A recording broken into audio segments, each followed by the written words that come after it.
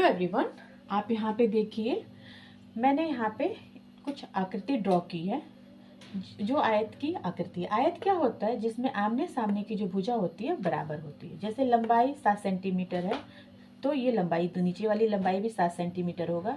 ये 5 सेंटीमीटर चौड़ाई है तो ये भी 5 सेंटीमीटर चौड़ाई होगी। और जो अंदर के चारों कोण हैं वो 90 डिग्री के होंगे, उसको हम आयत बोलते हैं। और यहाँ पे दिया गया क्षेत्रफल, परिमाप और आयतन। आपको ये तीनों चीज़ें कब कब निकालनी है ये भी मैं आपको समझाऊंगी। और ये तीनों का सूत्र भी दिया गया जिसमें आपको ये सूत्र याद करना होता है। अगर आप ये सूत्र याद करते हैं तो आपको सवाल हल करने में बहुत ही आसानी होगी।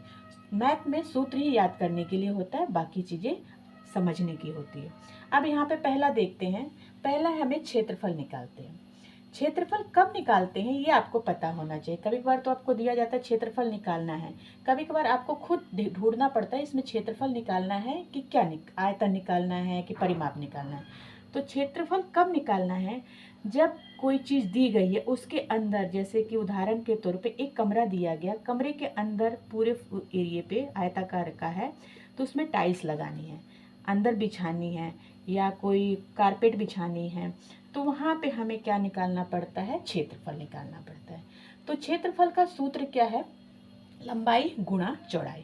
तो हमें लंबाई दे रखी है 7 सेंटीमीटर और चौड़ाई क्या दे रखी है? 5 सेंटीमीटर। ठीक है, जब यहाँ पे गुणा दे रखा है 7 पचे 35। अब ये सेंटीमीटर में होगा तो सेंटीमीटर आ जाएगा और मीटर में होगा तो मीटर लिखा जाएगा। और जब क्षेत्रफल निकालते हैं तो वर्ग में निकालते हैं तो सेंटीमीटर पे घात 2 लग जाएगी, मीटर होगा तो भी घात 2 लग जाएगी। इसमें याद करिए गुणा करने पे हमें स्क्वायर में आंसर ये आता है। दूसरे पे आइए, दूसरा क्या है? इसमें परिमाप निकालना है। परिमाप कब हमें निकालना पड़ता है? उदाहरण के तौर पे मैं आप समझा रही हूँ। मान लीजिए खेत है, बहुत से लोग होते हैं कि खेत के अंदर कोई जानवर ना आ जाए तो उसके किनारे किनारे पे तार लगवाते हैं। तो जब किनारों की बात हो, किनारों पे कोई बाउंड्री करवानी है, तो किनारे की जब बात हो कोई चीज़ घेरने की या यूज़ करने की, वहाँ पे हमें क्या निकालते हैं? परिमाप निकालते हैं। तो परिमाप का सूत्र क्या है? 2 गुना लंबाई जमा चौड़ाई। तो यहाँ पे क्या है? लंबाई क्या दे रखी है? 7 सेंटीमीटर और चौड़ाई क्या दे रखी है? 5 सेंटीमीटर। इन दोनों को गुण जमा कर देंगे और 2 से गुणा कर देंगे तो 12 को 2 से गुणा करेंगे, 12 एकम 12, 12 दूनी 24 सेंटीमीटर। ये सेंटीमीटर में ही आएगा। थर्ड क्या है? थर्ड क्या है? आपको आयतन निकालना है। इसको हम क्या बोलते हैं? 3D शेप है और ये घनाभ है। क्या है? घनाभ। घनाभ, घनाभ। इसमें एक चीज और ऐड हो जाती है, लंबाई होती है, चौड़ाई होती है और एक चीज ऐड हो जाती है जिसमें ऊंचाई इसको बोलते हैं। ठीक है, ये कब निकाला जाता है? कोई भी वस्तु दी गई है, मान लो घनाभ के आकार की है, उसमें कितनी चीज आ सकती है? मान लीजिए एक बॉक्स है, उसके अंदर कितने चौक आ सकते हैं, पेन आ सकते हैं, या कोई चीज उसके अंदर कितना समा सकता है, तब हमें आयतन निकालने की जरूरत होती है। और आयतन का सूत्र है लंबाई गुणा चौड़ाई गुणा ऊंचाई। जो ऊंचाई एक एक्स्ट्रा दी गई है, तो हमें लंबाई भी दी गई है 7 सेंटीमीटर, चौड़ाई दी गई है 5 सेंटीमीटर और ऊंचाई क्या दे रखी है आपको? 6 सेंटीमीटर। इन तीनों को गुणा करेंगे तो हमें इसका आयतन पता चल जाएगा।